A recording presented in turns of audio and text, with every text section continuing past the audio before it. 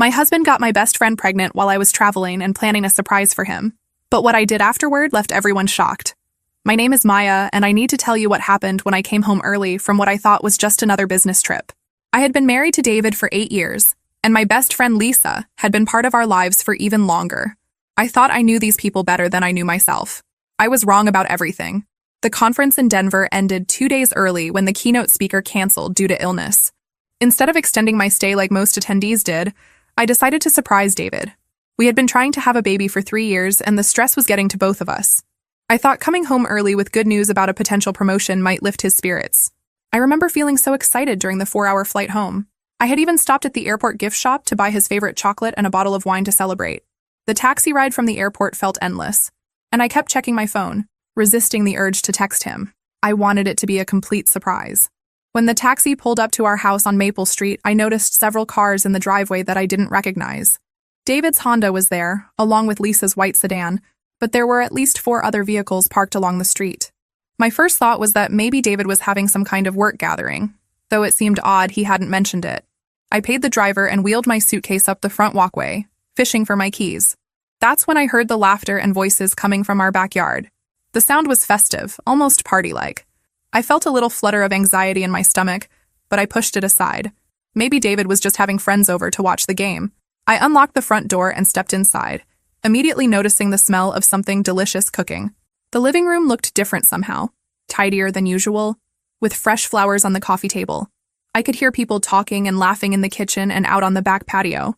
Setting my suitcase by the stairs, I walked toward the kitchen, expecting to find David hosting some impromptu barbecue.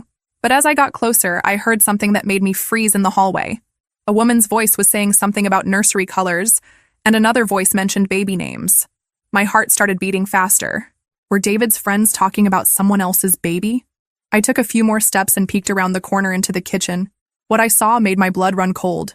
The entire kitchen was decorated with pale yellow and white streamers. There were balloons tied to chairs, and the counter was covered with wrapped gifts. A large cake sat in the center of the island with something written in flowing script that I couldn't quite make out from where I stood. But it was the banner stretched across the sliding door to the patio that made me feel like I was going to be sick. In cheerful yellow letters, it read, "Welcome, baby Thompson." Thompson was David's last name. Our last name. I stood there for what felt like hours, but was probably only seconds, trying to process what I was seeing. Someone was having a baby shower in my house, using my husband's name, and I hadn't been invited to my own event. The voices got louder as people moved between the kitchen and the patio. I recognized several of them, David's coworkers and some neighbors, but I still couldn't see David or Lisa anywhere. That's when I heard Lisa's distinctive laugh coming from the backyard, followed by David's voice saying something about how excited he was to be a father. The words hit me like a physical blow. I stepped fully into the kitchen, my legs feeling unsteady. The cake was now clearly visible, and I could read the inscription, "Congratulations, David and Lisa," surrounded by tiny yellow baby carriages. The wrapped gifts on the counter suddenly made sense. The decorations, the celebration, the joy in everyone's voices. They were celebrating David and Lisa having a baby together. My husband and my best friend were having a baby together, and they were celebrating it in my house while I was supposed to be 3 states away, completely unaware of what had been happening in my own life. I stood in my own kitchen like a stranger, staring at decorations celebrating my husband's betrayal. My hands were trembling as I gripped the granite counter, trying to steady myself. The reality of what I was seeing felt impossible to accept, but the evidence was everywhere. Taking a deep breath, I forced myself to walk toward the sliding door leading to the patio.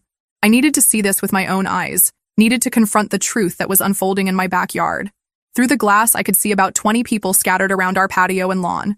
David was standing near the grill, wearing the apron I had bought him last Christmas, looking more animated and happy than I had seen him in months. He was gesturing excitedly while talking to my father-in-law and his brother.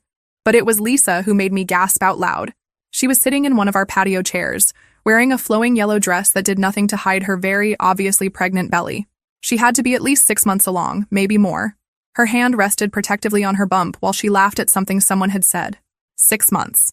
That meant this had been going on for at least 9 months, possibly longer. All those business trips I had taken, all those late nights at the office when David said he was too tired to wait up for me, all those times Lisa had canceled our girls' nights because she wasn't feeling well. I watched as David walked over to Lisa and placed his hand on her belly, his face lighting up with a tenderness I hadn't seen from him in years. She looked up at him with such love and contentment. and he leaned down to kiss her forehead. The gesture was so intimate, so natural, that it was clear this wasn't new for them. My mother-in-law was there too, cooing over Lisa and holding what looked like tiny baby clothes. She had always complained that David and I were taking too long to give her grandchildren. Well, apparently she was getting her wish, just not from me. I noticed my own mother sitting at the patio table, laughing and chatting with the other guests like this was the most normal thing in the world. My mother, who I called every Sunday, who I had confided in about our fertility struggles, who I had cried to just last month about feeling disconnected from David. They all knew. Every single person at this party knew that my husband had gotten my best friend pregnant, and they were all here celebrating it like it was wonderful news. While I had been away working to support our life together, they had been planning this betrayal. I slid open the patio door and stepped outside. The conversation continued for a few seconds before people started noticing me. The laughter died down in waves as more heads turned in my direction. Lisa saw me first. The color drained from her face, and she instinctively wrapped her arms around her belly. David followed her gaze, and when his eyes met mine, he looked like he had seen a ghost. "Maya," he said, his voice barely above a whisper. "You're supposed to be in Denver until Thursday." "Surprise," I said, my voice sounding strangely calm even to my own ears. The conference ended early. I thought I'd come home and surprise my husband. The entire party had gone silent now. 20 pairs of eyes were staring at me, and I could feel the tension crackling in the air. My mother started to stand up from her chair, her face filled with what looked like guilt and panic. "Sweetheart," she began, but I held up my hand to stop her. "No," I said, still looking directly at David. "I think I deserve an explanation. Right here. Right now in front of everyone who apparently knew about this except for me." Lisa struggled to stand up from her chair, her pregnant belly making the movement awkward. "Maya, please, let us explain." "Explain what exactly?" I asked, my voice getting stronger. "Explain how my husband got my best friend pregnant? Explain how you're 6 months along, which means this has been going on for almost a year? Explain how everyone I love and trust decided to celebrate this betrayal in my own backyard while I was away working?" David took a step toward me, his hands raised like he was approaching a wild animal. "Maya, please calm down. We can talk about this inside." "Calm down?" I laughed, but there was no humor in it. "I just came home to find a baby shower for my cheating husband and backstabbing best friend in my own house. And you want me to calm down?" I looked around at all the faces staring at me, these people who I had considered family and friends. "How long have you all known? How long have you been lying to my face and pretending everything was normal?" The silence stretched on for what felt like an eternity. I could see people exchanging glances, probably wondering who was going to be brave enough to answer my question first. It was my mother-in-law who finally spoke up. "Maya, dear, we wanted to tell you, but David thought it would be better to wait until you came home from your trip." "Wait for what exactly?" I asked, my voice rising. "Wait to tell me that my marriage is over? That my best friend has been sleeping with my husband? That I've been made a fool of for almost a year?" David stepped forward again. "Maya, it's not what you think. Lisa and I, we fell in love. It wasn't planned, it just happened. You're always traveling, always working. We were both lonely and—" "Don't you dare blame this on me," I interrupted, my composure finally cracking. "Don't you dare stand there holding your pregnant mistress and tell me this is my fault because I work hard to support our life." Lisa finally found her voice. "Maya, I'm so sorry. I never meant for it to happen this way. David and I, we tried to fight our feelings, but—" "How long?" I demanded, cutting her off. "I want to know exactly how long this has been going on." David and Lisa exchanged a look that told me everything I needed to know. It had been going on for much longer than I had initially thought. "Almost 2 years, David said quietly. The admission hit me like a punch to the gut. 2 years. That meant they had started their affair shortly after Lisa's divorce was finalized. All those times she had come crying to me about feeling lonely, all those double dates and family barbecues where they had sat across from each other pretending to be nothing more than friends. 2 years, I repeated, more to myself than to anyone else. 2 years of lies. 2 years of making me feel crazy for suspecting something was wrong. 2 years of birthday parties and holidays and anniversaries where you both looked me in the eye and pretended to care about me." My mother stood up from her chair. "Maya, honey, please try to understand. They didn't want to hurt you." I turned to look at her. This woman who had raised me, who I had trusted with my deepest fears and insecurities. "You knew too, didn't you? When I called you crying last month because David seemed distant, you knew exactly why.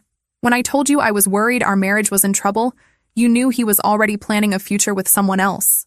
She couldn't meet my eyes. We all hoped they would come to their senses before it went too far. "Too far?" I laughed bitterly. "She's pregnant, Mom. I'd say we're well past too far." I looked around at all the guilty faces surrounding me. You're all here celebrating. You're all happy about this. You've been planning this party, buying gifts, decorating my house, all while letting me believe I still had a marriage to save. Lisa was crying now, mascara running down her cheeks. Maya, please. I know you hate me right now, but I do love him, and he loves me. We want to be a family. A family, I repeated. Well, congratulations. I hope you'll be very happy together in the life you've built on the ruins of mine. David's brother, who had been silent until now, stepped forward. Maya, maybe you should take some time to cool off before you say things you'll regret. Regret? I turned on him. The only thing I regret is wasting 8 years of my life on a man who was capable of this level of betrayal. The only thing I regret is trusting people who were laughing behind my back while I worked 60-hour weeks to pay for this house, this life, everything we built together. David's face went pale. Maya, you don't mean that. Oh, I mean every word of it. I looked directly at Lisa. Tell me something, Lisa. When did you realize you were pregnant? And more importantly, when did you decide to plan this little celebration for today, knowing I was supposed to be out of town? Lisa's tears were coming harder now. We found out 3 weeks ago. David said you wouldn't be back until Thursday, and we thought it would be easier if everyone found out at once, together, so we could explain everything when you got home. Explain, I said slowly.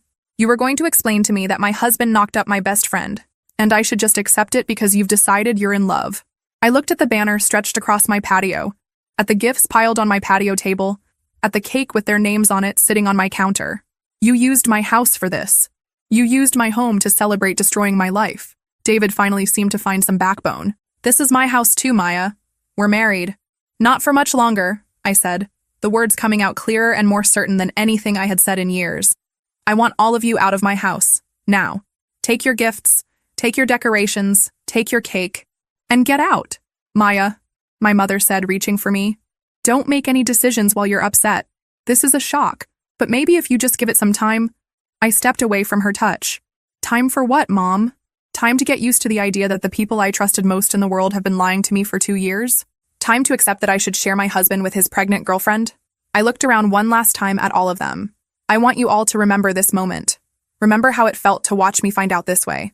Because from now on, when people ask what happened to David and Maya's marriage, you can tell them exactly how it ended. I turned and walked back into the house, leaving them all standing in stunned silence on my patio. I stood in my living room, listening to the hushed voices and hurried movement outside as people began gathering their things and leaving. I could hear David trying to manage the situation, probably making excuses and promising explanations later, but I wasn't interested in anything he had to say.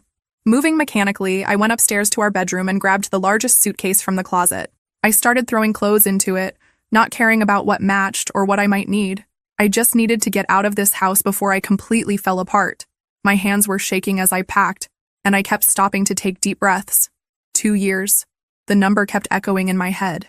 2 years of David coming home and kissing me hello after spending time with Lisa. 2 years of Lisa calling me her best friend while she was sleeping with my husband. 2 years of everyone around me knowing the truth except me. I heard David's footsteps on the stairs and his voice calling my name, but I ignored him. A few seconds later, he appeared in the doorway of our bedroom. Maya, please, we need to talk about this. I didn't look up from my packing. No, we don't. We need to talk to lawyers. That's the only conversation we're going to have from now on. Don't be ridiculous, he said, stepping into the room. We can work this out. People make mistakes. Marriages survive infidelity all the time. I finally looked at him. This man I had shared a bed with for 8 years and felt nothing but disgust. Infidelity is a one-night mistake. David, what you did was build an entire secret life with another woman. You got her pregnant. You made me believe I was the problem when we couldn't conceive. His face flushed. Maya, I never said you were the problem. You didn't have to say it. Every month when I got my period, every negative pregnancy test, you made me feel like I was failing as a wife. Meanwhile, you were proving your fertility just fine with my best friend. I zipped up the suitcase and lifted it off the bed. I'm done with this conversation. I'm done with this marriage. I'm done with all of it. Where are you going? He asked, moving to block my path to the door. None of your business. I pushed past him and headed for the stairs. He followed me, his voice getting desperate. Maya, please don't do this. I know I messed up, but we can go to counseling. We can work through this. I stopped at the bottom of the stairs and turned to face him. Work through what, David? The fact that you're going to be a father with another woman? The fact that you've been living a double life for 2 years? The fact that you let me make a fool of myself trying to save a marriage that was already over?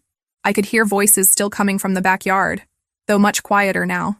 Most of the guests had probably left, but I could see Lisa's car was still in the driveway. Is she still here? I asked. David nodded reluctantly. She's upset. She wants to talk to you. Well, she's going to be disappointed. I have nothing to say to her, and I certainly don't want to hear anything she has to say to me. I grabbed my purse from the hall table and headed for the front door. David followed me, pleading, Maya, please just give me a chance to explain everything properly, without all the yelling in the audience, just you and me. I opened the front door and turned back to him one last time. You had 8 years to be honest with me. David, you had 2 years to end our marriage before betraying me like this. You had dozens of chances to tell me the truth before I had to find out by walking into my own home and discovering a baby shower for your pregnant mistress. I could see tears in his eyes now, but I felt nothing. I'm going to file for divorce first thing Monday morning. I suggest you find yourself a good lawyer. 20 minutes later, I was checking into the Hampton Inn on the other side of town. The desk clerk, a young woman with kind eyes, must have sensed something was wrong, because she didn't ask any questions when I requested a room for an indefinite stay and paid with my credit card. Once I was alone in the sterile hotel room, I finally allowed myself to break down. I sat on the edge of the bed and cried harder than I had cried since my father died 5 years ago. But mixed in with the grief and betrayal was something else I hadn't expected. Relief. For months, I had felt like something was wrong with my marriage, but I couldn't put my finger on what it was. David had been distant, distracted, and increasingly critical of my work schedule. I had started wondering if there was someone else, but every time I asked, he made me feel paranoid and insecure.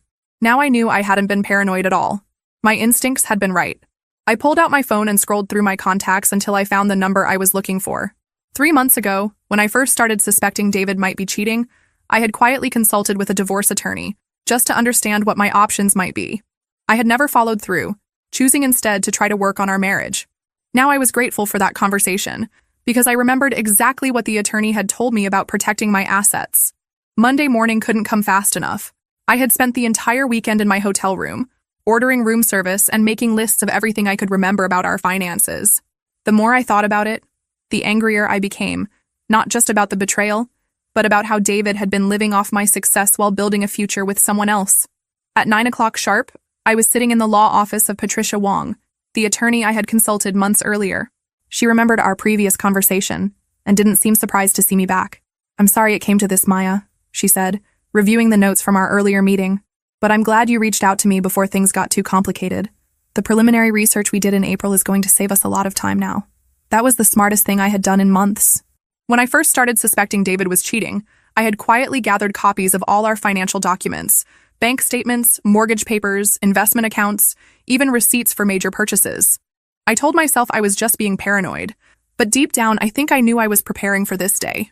So, what exactly are my options? I asked, though I had a feeling I already knew the answer. Patricia smiled, and there was something almost predatory about it. Maya, you're in an incredibly strong position. First, this is a no-fault divorce state, so the adultery itself doesn't impact the property division. However, the financial picture is very much in your favor. She pulled out a folder and spread several documents across her desk. Based on what we documented before, you purchased the house entirely with your own funds from your inheritance. The down payment, the mortgage payments, even the renovations, all paid for with your money or your income. I nodded, remembering how proud I had been to buy our dream home with the money my grandmother had left me. Your salary is nearly 3 times David's, Patricia continued. You've been the primary breadwinner throughout your marriage. The investment accounts are primarily funded by your contributions. Even the cars. You paid for both of them. She leaned back in her chair. In essence, David has been living a lifestyle entirely funded by your earnings while conducting an affair for 2 years. The court is not going to look favorably on that.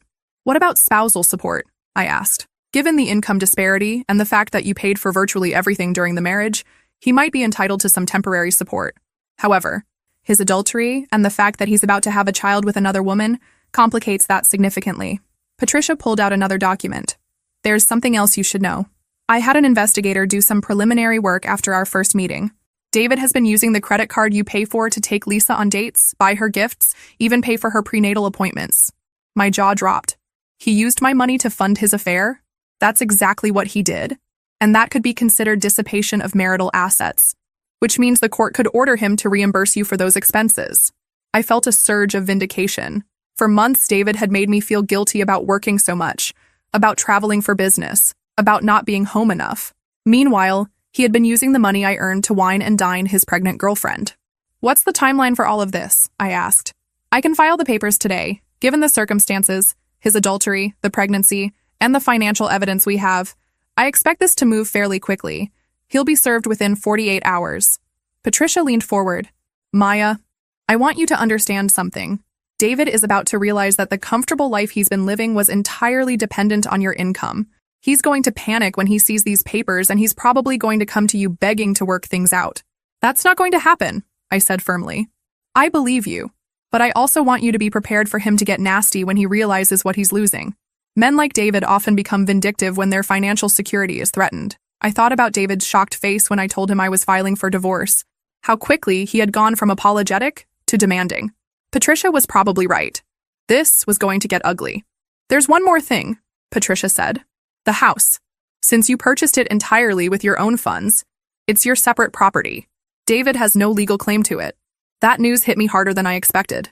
Our house, the place where I had planned to raise children with David, where I had hosted Christmas dinners and birthday parties, it was mine alone now. David would have to leave. "How long does he have?" I asked. "Typically 30 days from when he's served, but given that he's already violated the trust of the marriage and used marital resources inappropriately, we might be able to expedite that." I signed all the necessary papers and wrote Patricia a check for her retainer fee. Walking out of her office, I felt lighter than I had in months. For the first time since Friday afternoon, I felt like I was in control of my own life again. David was served with the divorce papers on Wednesday afternoon while he was at work. I know this because he called me exactly 17 minutes later, and he sounded completely panicked. "Maya, what the hell is this?" he said when I answered the phone. "You can't be serious about this divorce stuff." "I'm completely serious," I replied calmly. I was sitting in my hotel room, feeling more at peace than I had felt in years. "But Maya, we need to talk about this. You can't just throw away 8 years of marriage without even trying to work things out." "David, you threw away 8 years of marriage when you started sleeping with my best friend 2 years ago. I'm just making it official." There was silence on the other end of the line, and then I heard him take a shaky breath. "The papers say you want me out of the house in 30 days. Maya, that's not fair. That's my home too." "Actually, it's not," I said, surprised by how calm I sounded. "I bought that house with my grandmother's inheritance money. I've paid the mortgage, the insurance, the property taxes, all of it. According to the law, it's my separate property. That's not how marriage works, Maya. We built a life together in that house. You built a lie in that house, David. You brought Lisa into our home, into our bed probably, and you made a mockery of everything we had." "It wasn't like that," he said, his voice getting desperate. "Maya, I was lonely. You were traveling all the time, working constantly. Lisa was going through her divorce and she needed someone to talk to. It just happened gradually." I laughed, but there was no humor in it. "So this is my fault because I worked hard to support our lifestyle? Because I traveled for the job that paid for your car, your clothes, your meals, everything you've had for the past 8 years? I never said it was your fault. You just did. David, you justified cheating on me by blaming me for working too much." I paused, letting that sink in. "Tell me something. When you were comforting Lisa through her divorce, did you mention that you were married? Maya, please, did you tell her about the fertility treatments we were going through? Did you mention that your wife was spending thousands of dollars trying to get pregnant while you were already getting another woman pregnant?" The silence stretched on for so long I thought he might have hung up. "Maya," he finally said, his voice barely above a whisper. "I know I screwed up. I know I hurt you. But I love you. I've always loved you. What happened with Lisa? It doesn't change that." "You love me?" I repeated. "David, you used my credit card to pay for dates with your pregnant girlfriend. You used my money to buy gifts for the woman you were cheating on me with. That's not love. That's theft. I never meant for it to go this far," he said, starting to cry. "I thought maybe Lisa and I would just remain friends. I never planned for her to get pregnant. But she did get pregnant. And you made the choice to continue the affair. You made the choice to lie to me every single day for 2 years. You made the choice to let me find out the way I did." David's voice became pleading. "Maya, I'll end it with Lisa. I'll tell her it's over. We can go to counseling, we can work this out. Please don't throw our marriage away over one mistake." "One mistake?" I stood up from the hotel bed, my composure finally cracking. "David, she's 6 months pregnant with your child.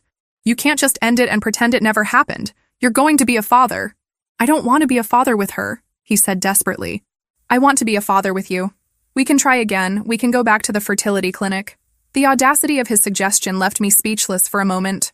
"You think I would want to have children with a man who cheated on me for 2 years?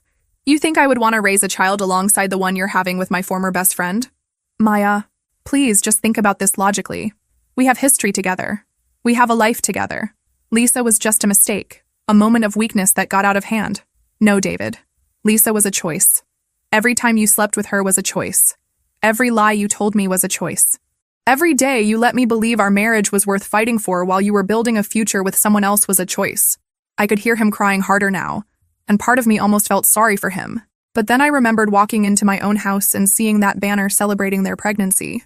And any sympathy I might have felt disappeared. The papers say 30 days, David. I suggest you use that time to find somewhere else to live and figure out how you're going to support your new family without my income.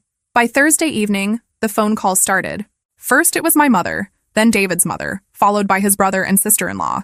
They all had the same message. I was being too hasty, too emotional, too unforgiving. They all thought I should reconsider. My mother was the most persistent. She called 3 times before I finally answered. Maya, sweetheart, I think you need to slow down and really think about what you're doing, she said without even saying hello.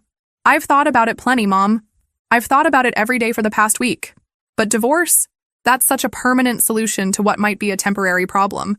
I was sitting in the hotel restaurant, picking at a salad I didn't really want. Mom, David got another woman pregnant. That's not temporary. That baby is going to be a permanent reminder of his betrayal for the rest of our lives.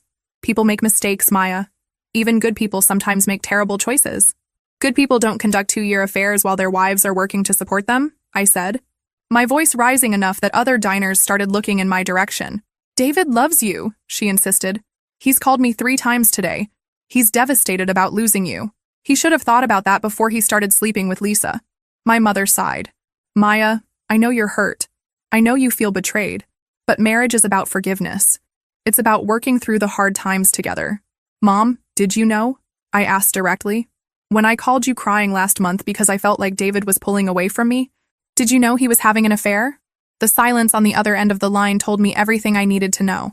We suspected something might be going on, she finally admitted. But we hoped it would end before you found out. We thought maybe if we didn't acknowledge it, it would just go away. I felt like I'd been slapped. So instead of warning me, instead of giving me a chance to confront him on my own terms, you all decided to let me be humiliated in front of 20 people at a baby shower in my own backyard. That's not how we wanted you to find out. But that's how you let it happen. You all chose to protect David and Lisa instead of protecting me. My mother's voice got defensive. Maya, we were trying to protect everyone. We thought if we could just get through this quietly, maybe the 3 of you could work things out like adults. Work things out? I laughed bitterly. Mom, she's having his baby. How exactly did you think we were going to work that out? A nice little shared custody arrangement where I help raise my husband's affair baby? Stranger things have happened. Families can be complicated. No, Mom, this isn't complicated. This is simple. David chose Lisa over me. He chose to lie to me for 2 years. He chose to use my money to fund his affair. And you all chose to enable him. David's mother called an hour later with essentially the same message, but her approach was different. Where my mother had tried guilt, David's mother went straight to manipulation. Maya, dear, I know you're upset, but you have to think about David's future. He's going to be a father now. He needs stability. He should have thought about that before he got my best friend pregnant. Lisa is a lovely girl, and she's going to need support during this pregnancy. If you divorce David now, you'll be making things so much harder for all of them. I couldn't believe what I was hearing. Are you seriously asking me to stay married to your son so he can better support his pregnant mistress? I'm asking you to be compassionate. David made a mistake, but he's trying to do the right thing now. The right thing would have been to not cheat on his wife in the first place. Maya, you're a smart, successful woman. You'll be fine on your own. But David and Lisa are going to have a baby to think about. They need each other right now. It took me a moment to process what she had just said. So because I'm successful, I should just step aside and let them be happy? Because I can take care of myself, I should sacrifice my marriage so they can play house with their affair baby? That's not what I meant. That's exactly what you meant. You think because I make good money and don't need David financially, I should just gracefully bow out so he can be with the woman he really wants. The calls continued throughout the evening. David's brother called to tell me I was being vindictive. His sister-in-law called to suggest couples therapy. Even my own sister called from Seattle to tell me I should think carefully before throwing away my marriage. By 10 o'clock, I had turned off my phone and was sitting in my hotel room, staring out the window at the parking lot. I felt more alone than I had ever felt in my life, but I also felt something else. Clarity. Every single person who had called me was asking me to sacrifice my dignity, my self-respect, and my happiness, so that David and Lisa could have their perfect little family without any consequences. They wanted me to be the understanding ex-wife who gracefully stepped aside and maybe even helped babysit on weekends. But none of them had asked how I felt. None of them had asked what I wanted. None of them seemed to care that I was the victim in this situation, not David. That night, I made a decision that would change everything. I wasn't going to be the accommodating woman who made things easier for everyone else. I wasn't going to quietly disappear so David and Lisa could have their happily ever after.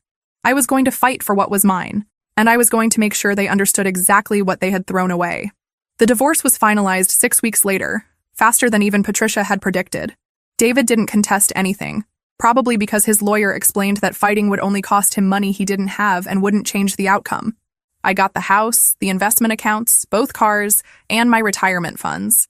David got his personal belongings and a stern warning from the judge about using marital assets to fund extramarital affairs.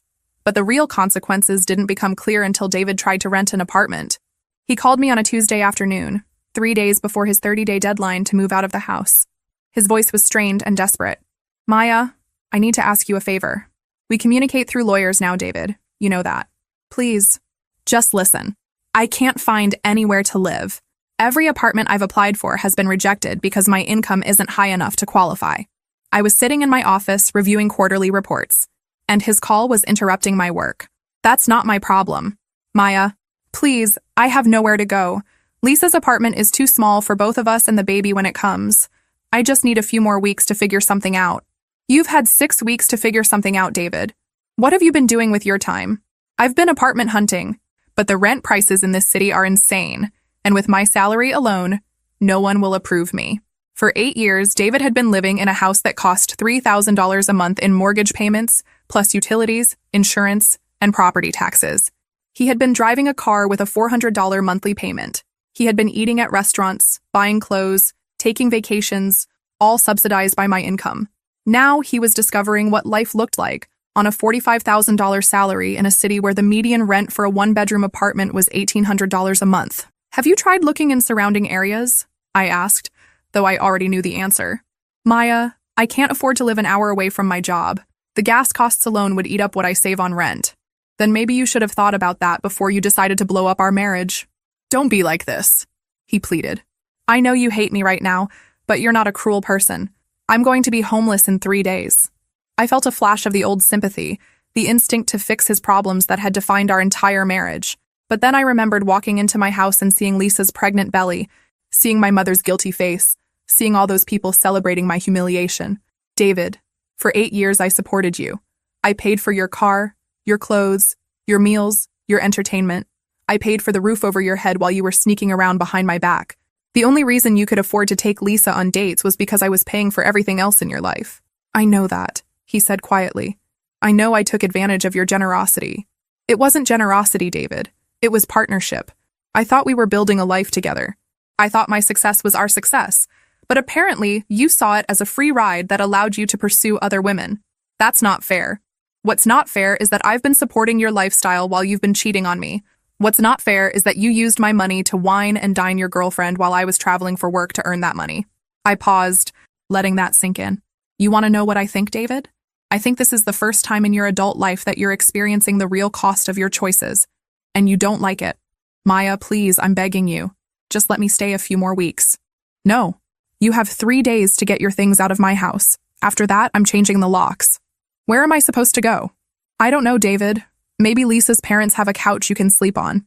Maybe your mother, who was so concerned about your future, can help you out. Maybe your brother, who thought I was being too harsh, can offer you his guest room." The line went quiet for a long moment. "They all said no," he admitted finally. That admission hit me harder than I expected. All those people who had called to tell me I should forgive David, who had insisted that family should stick together, who had made me feel guilty for not being more understanding, none of them were willing to actually help him when he needed it. "Then I guess you're learning what I learned that day in our backyard," I said. "Sometimes the people you think will be there for you aren't." 3 days later, I drove by the house to make sure David had moved out. His car wasn't in the driveway, and when I went inside, all of his belongings were gone. He had left the keys on the kitchen counter, along with a note that simply said, "I'm sorry." I later heard through mutual friends that he had ended up renting a studio apartment in a rough part of town, the only place he could afford on his salary alone. The commute to his job was over an hour each way. and he had to sell his car and buy an older, cheaper model to reduce his monthly payments. For the first time in years, David was living within his means. And apparently, his means were much more limited than he had realized. 2 months after the divorce was finalized, David called me from an unknown number. I almost didn't answer, but something made me pick up. "Maya, it's me," he said, and I could immediately tell something was very wrong. His voice was shaky, and he sounded like he'd been crying. "David, I told you we don't—" "Please, just listen to me for 1 minute," he interrupted. "I'm not calling to ask you to take me back or anything like that. I'm calling because I'm desperate, and I don't have anywhere else to turn." I was in my kitchen, making dinner for myself in the peaceful quiet of my house. The house that was finally mine alone, decorated the way I wanted it, filled with only my things and my memories. "What do you want, David?" "I got evicted," he said, and I could hear him starting to cry. "I couldn't make the rent this month, and they gave me 48 hours to get out. I'm living in my car." Despite everything he had done to me, hearing him say he was homeless still hit me in the chest. "What about Lisa? Can't you stay with her?" David laughed, but it was bitter and broken. "Lisa and I aren't together anymore." That stopped me cold. "What do you mean you're not together? She's pregnant with your baby." "Was pregnant," he corrected, his voice barely above a whisper. "David, what are you saying?" "She lost the baby 6 weeks ago. Miscarriage in the 2nd trimester. The doctors said it was just one of those things that happens sometimes." I sank down onto one of my kitchen stools, trying to process what he was telling me. The baby that had been the catalyst for destroying our marriage, the pregnancy that had been celebrated with cake and decorations in my backyard, was gone. "I'm sorry," I said, and I meant it. Whatever Lisa had done to me, losing a child was devastating. "After she lost the baby, everything fell apart," David continued. "She said there was no point in us being together anymore. She said the only reason she had stayed with me was because of the pregnancy." "David, she was right. Maya, without the baby, there was nothing left between us. She realized that I couldn't give her the life she wanted. I couldn't afford to take care of her the way she expected to be taken care of. I thought about Lisa, who had always been attracted to men who could provide for her financially. Her ex-husband had been a successful accountant, and she had been devastated when their divorce left her with less money than she was accustomed to. "So she left you," I said. "She filed for divorce last month. She's asking for spousal support, even though we were only married for 4 months. I almost laughed at the irony. David had left me for Lisa, and now Lisa was leaving him for the same reason he had been able to date her in the first place: lack of financial security. "Maya," David said, his voice breaking, "I know I have no right to ask you for anything after what I did. I know you hate me, and you have every reason to. But I'm sleeping in my car behind a gas station, and I don't know what else to do. What exactly are you asking me for, David?" "I don't know. Maybe just, could I sleep on your couch for a few nights? Just until I can figure something else out. I'll pay you back as soon as I can." The audacity of his request was breathtaking.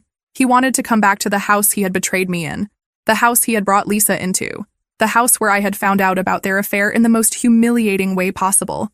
"You want me to let you stay in my house?" I said slowly. "I know how it sounds. I know it's crazy. But Maya, I have nowhere else to go.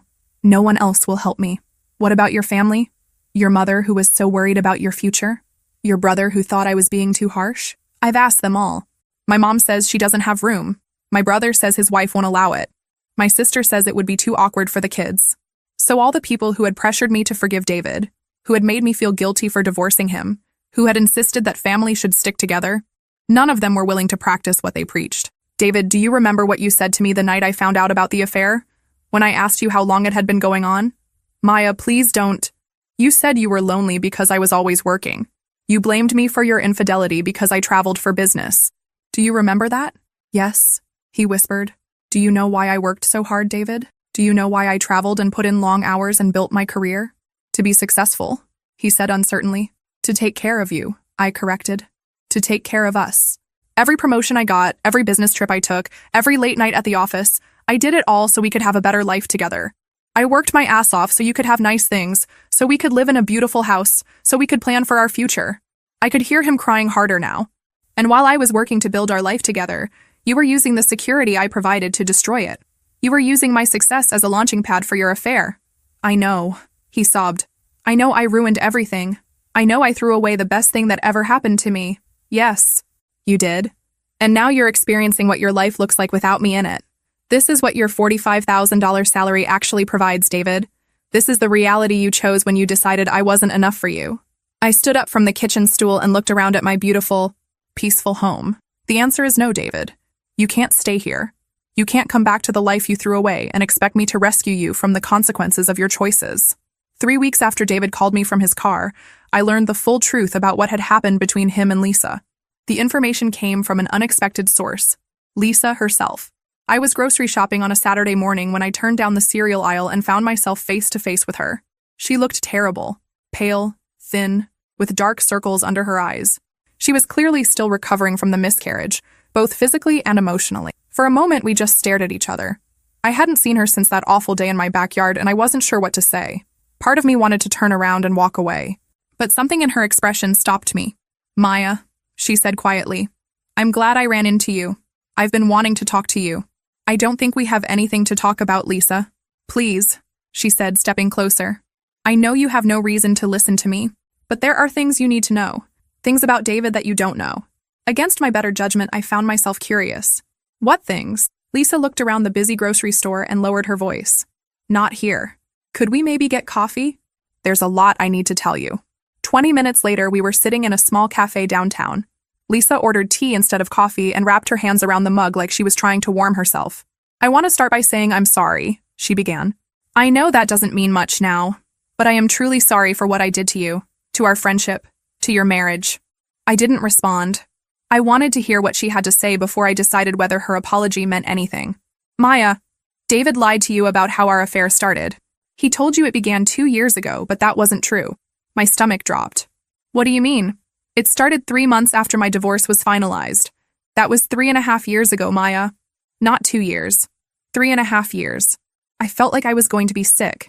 3.5 years meant their affair had started during some of the happiest times in my marriage. It meant David had been cheating on me during our anniversary trip to Europe, during the holidays when I thought we were finally getting back on track, during all those months when I believed we were working towards starting a family. Why are you telling me this now?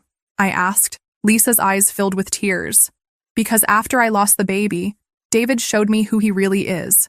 And I realized that everything he did to you, he was capable of doing to anyone. She took a shaky sip of her tea. When I first got pregnant, David was so excited. He talked about how we were going to be this perfect little family, how he was finally going to have the life he always wanted. But after I miscarried, she trailed off, unable to finish the sentence. What happened after you miscarried, Lisa? He was disappointed, but not devastated the way I was. I was grieving the loss of our child, and he was already talking about trying again. But Maya, he wasn't talking about trying again with me. I stared at her, not understanding what she meant. 3 days after I came home from the hospital, David told me he thought maybe our relationship had run its course. He said he had been thinking about our future, and he wasn't sure we were compatible long-term. The cruelty of what she was describing was breathtaking. He left you while you were grieving your miscarriage? He said the pregnancy had been an accident, and without it, there wasn't really a reason for us to be together. He said he thought we had both been caught up in the excitement of the affair and the drama of leaving you. But now that reality had set in, maybe we should both move on. Lisa wiped her eyes with a napkin. But Maya, here's the thing that made me realize what kind of man he really is. Before he left me, he asked if I thought you might take him back. I felt my jaw drop open. He what? He wanted to know if I thought there was any chance you would forgive him and let him come home. He said he had made a mistake leaving you, and he wondered if maybe we could all just pretend the past few months never happened. I couldn't speak. The audacity, the sheer narcissism of thinking he could just flip back and forth between women based on what was most convenient for him, was mind-boggling. When I told him absolutely not, that you would never take him back after what he did, he got angry. He said I had ruined his life by getting pregnant in the first place. He said if I hadn't forced him to choose between us, he would still have his comfortable life with you. Lisa looked directly at me, her eyes filled with regret and something that looked like recognition. Maya, he blamed me for destroying his marriage. But the truth is, he destroyed it himself years before I ever got pregnant. He just used me as an excuse to finally leave. Why are you telling me all this now? I asked. Because when I divorced him, I asked for spousal support. And David told the judge that he couldn't afford to pay me anything because his ex-wife had taken him for everything he was worth in their divorce. I felt a flash of anger. He said what? He painted you as this vindictive woman who had destroyed him financially out of spite. He said you had kept assets that rightfully belonged to him just to punish him for falling in love with someone else. The lies were so outrageous I almost laughed. Lisa, I never took anything from David because there was nothing of his to take. Everything we had during our marriage, the house, the cars, the savings, It was all paid for with my money. I know that now, she said quietly. After the judge denied his request to reduce spousal support, I did some research. I found out about your inheritance, about your salary, about how you had supported him throughout your entire marriage. Lisa leaned forward across the table. Maya, David is not the man either of us thought he was. He's not capable of truly loving anyone except himself. Everything he does is calculated to benefit him, and when it stops benefiting him, he moves on. I thought about David calling me from his car, begging me to let him sleep on my couch, telling me he had nowhere else to turn.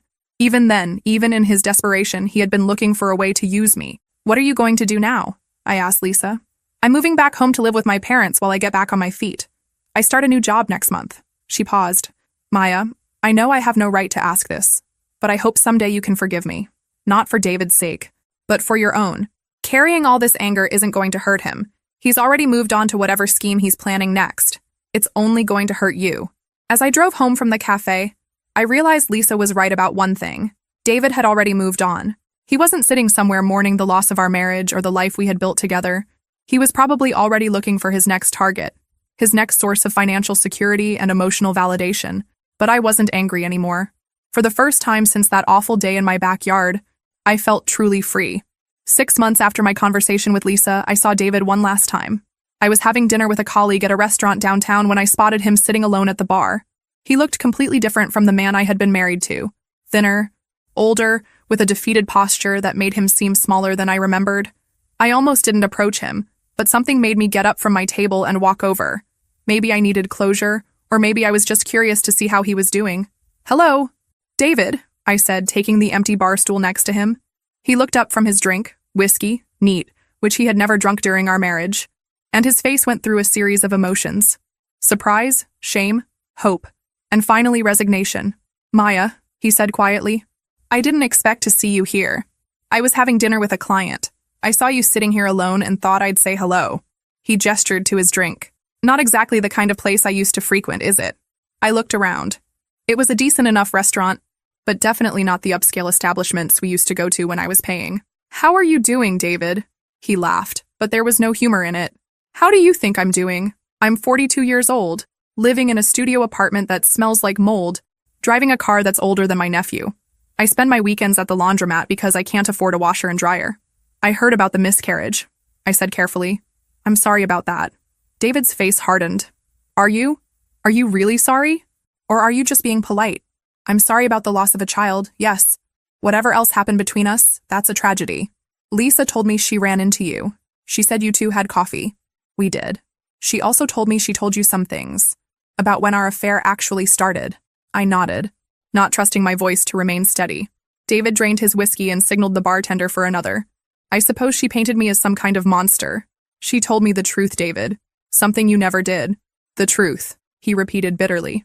The truth is that I was stupid. The truth is that I had everything I could ever want, and I threw it away because I thought I deserved more. He looked at me directly for the first time since I sat down. The truth is that every day for the past 8 months, I've regretted what I did to you. Not just because my life is shit now, but because you didn't deserve what I put you through. No, I didn't. You were a good wife, Maya. You were generous and hardworking and loyal. You supported my dreams even when they didn't make financial sense. You made me feel like I was successful even when I was contributing almost nothing to our life together. His new drink arrived and he stared into it instead of drinking. And I repaid all of that by cheating on you for 3.5 years. I repaid your loyalty by humiliating you in front of everyone we knew. Why? David, I've never understood why. What was I not giving you that made you think you needed to look elsewhere? He was quiet for so long I thought he wasn't going to answer. You want to know the truth? He finally said. You weren't doing anything wrong. You were perfect. That was the problem.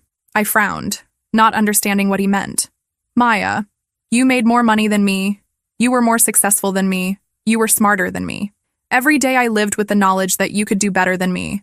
Every day I waited for you to realize that you had settled. David, that's ridiculous. I loved you. I know you did. And I couldn't handle it. I couldn't handle being the lucky one in the relationship. So I sabotaged it before you could leave me for someone more worthy of you. The admission hung between us like a physical presence. Lisa made me feel like I was the catch, he continued. She was impressed by the house, by the cars, by the lifestyle. She didn't know it was all because of your money. To her, I looked successful. So you destroyed our marriage to protect your ego. I destroyed our marriage because I'm a coward, he corrected. I was too insecure to appreciate what I had and too selfish to just be grateful for it. David finally took a sip of his drink. And now I'm sitting in a chain restaurant at 9 o'clock on a Saturday night, drinking alone because I can't afford to go anywhere nicer. And the woman I cheated with won't return my phone calls because I can't support her the way she expected. Lisa isn't taking your calls? She blocked my number 3 weeks ago. Apparently she's dating her new boss now, someone who can actually afford to take her to nice restaurants. The irony was almost too perfect. David had cheated on me with Lisa. Lisa had left him when he couldn't provide for her. And now she was with someone else who could give her the lifestyle she wanted. Do you see the pattern, David? I asked gently. He looked at me with tired eyes. What pattern? You left me for Lisa because you thought she would make you feel better about yourself. Lisa left you for her boss because he can give her what she wants. None of it was about love. It was all about what each person thought they could get from the other. David finished his drink and set the glass down on the bar with a decisive thud. Maya, I know this is going to sound crazy, and I know you have every right to laugh in my face, but I have to ask, is there any chance at all, that you might consider giving us another try? I stared at him in amazement. After everything that had happened, after all the pain and betrayal and humiliation, he was still thinking there might be a way back. David, are you serious right now? I know I fucked up. I know I don't deserve another chance. But Maya, we had 8 good years before I ruined everything. We could have that again. No, we couldn't. Why not? I've learned my lesson. I know what I lost now. I stood up from the bar stool and looked down at this man who had once been my husband, who I had once planned to grow old with, who I had once thought I knew better than I knew myself. David, you haven't learned anything. Even now, sitting here telling me how much you regret what you did, you're still trying to use me. You don't want me back because you love me. You want me back because your life is hard now, and you remember how easy it was when I was taking care of everything. I picked up my purse and started to walk away, then turned back. I hope you figure out how to be happy with your own life, David. But that's not my responsibility anymore. That conversation with David was 2 years ago. I'm telling you this story now because I want you to understand that sometimes the worst thing that happens to you turns out to be the best thing that could have happened. When I walked into my house that day and found the baby shower celebrating my husband's affair, I thought my life was over. I thought I had lost everything that mattered to me. But what I actually lost was dead weight. People who didn't value me, a marriage that was built on lies, and a version of myself that was too accommodating for her own good. Here's what happened to everyone involved in this story. David never recovered financially from our divorce. The last I heard, he was still living in that studio apartment, still struggling to make ends meet on his salary alone. He dated a few women over the past couple of years, but none of the relationships lasted more than a few months. Apparently, when you can't offer the lifestyle that my income had provided, you have to rely on your personality to attract people. David discovered his wasn't as charming as he thought. Lisa moved back in with her parents after our coffee conversation and eventually started dating her boss, just as David had told me. But that relationship ended when she got pregnant again, and her boss made it clear he wasn't interested in being a father. She's now a single mother working part-time and living with her parents with her 1-year-old daughter. I heard she's been trying to contact David, looking for financial support, but he's made it clear he has nothing to offer her. My family, the people who pressured me to forgive David and work things out, learned what it means to choose sides. I cut contact with my mother for 8 months after the divorce. When she finally apologized for not supporting me, we began to slowly rebuild our relationship. But it's different now. I trust her less, and she knows it. David's family, who had made me feel guilty for not being more understanding, never reached out to apologize. That told me everything I needed to know about their character. As for me, I'm living my best life, and I mean that sincerely. I got promoted to regional director 6 months after the divorce was final. My work performance actually improved once I wasn't carrying the stress of David's betrayal and the dying marriage. I make even more money now, but it's all mine to spend and invest as I choose. I renovated the house completely, erasing every trace of the life David and I had shared. I turned his old office into a reading room with floor-to-ceiling bookshelves. I redecorated our former bedroom in colors he hated but I loved. I planted a garden in the backyard where that awful baby shower had taken place, literally covering the scene of my humiliation with something beautiful that I created. I started traveling for pleasure instead of just for work. I've been to Italy, Greece, Japan, and New Zealand in the past 2 years. I eat at expensive restaurants without worrying about the cost. I buy clothes I love without asking anyone's opinion. I make decisions based solely on what makes me happy. And yes, I'm dating again. His name is Marcus, and he's a doctor I met at a medical conference where I was presenting. He's financially independent, emotionally mature, and incapable of the kind of deception David specialized in. More importantly, he's with me because he genuinely enjoys my company, not because he needs me to subsidize his lifestyle. The most surprising thing about this whole experience is how much stronger I became. For years, I had defined myself partly through my marriage, partly through being the person everyone could depend on to fix their problems. When David betrayed me and my family failed to support me, I learned that I didn't need any of them to be whole. I learned that being alone is infinitely better than being with someone who doesn't value you. I learned that people who truly love you don't ask you to accept betrayal for their convenience. I learned that walking away from toxicity, even when it's difficult, is always the right choice. David texted me on what would have been our 10th wedding anniversary last month. The message just said, "I'm sorry. I hope you're happy." I read it, felt nothing, and deleted it without responding. His apology didn't matter to me anymore because I had already moved on completely. I found out later through mutual acquaintances that he had been hoping I might respond, maybe even suggest we meet for coffee to talk. He's apparently been telling people that he thinks enough time has passed that we might be able to be friends. The delusion is almost impressive. Here's what I want you to understand if you're going through something similar. You are not responsible for managing other people's feelings about the consequences of their actions. You are not required to make things easier for people who made your life harder. You are not obligated to minimize your own pain to accommodate people who caused it. When someone shows you who they really are, believe them the first time. When someone chooses to betray you, they have chosen to lose you. When people pressure you to forgive before you're ready, they're prioritizing their comfort over your healing. I'm happier now at 35 than I was at 30 when I thought I had the perfect marriage. I'm more confident, more selective about who I allow in my life, and completely comfortable with my own company. I have learned the difference between being loved and being used, and I will never settle for the latter again. The day I walked into that baby shower was the day my real life began. Sometimes the worst betrayal is actually the best gift someone can give you, the gift of showing you exactly who they are and freeing you to find something better. David did me a favor when he cheated on me. He just doesn't know it yet.